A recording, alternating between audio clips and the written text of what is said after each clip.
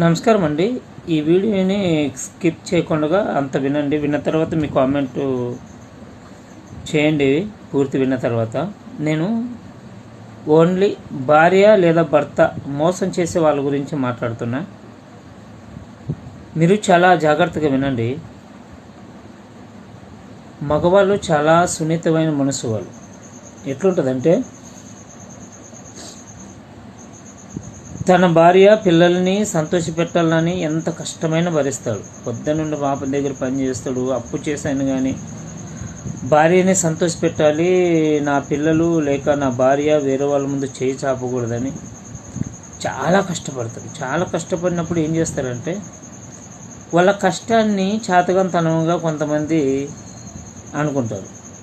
వాళ్ళు ఎంత కష్టపడుతున్నారో దాన్ని చూడరు. కానీ కొంతమంది ఏం చేస్తారంటే భర్తకు మోసం చేస్తారు. ప్రతి స్త్రీకి కూడా నేను చెప్పేది ఏమిటంటే, ఒక్కసారి పలాని వాని భార్య అనిపించుకున్న తర్వాత మీరు చచ్చేంత వరకు ఆయనకు లోబడే ఉండాలి. ఇది వాక్యం కూడా సెలవిస్తుంది.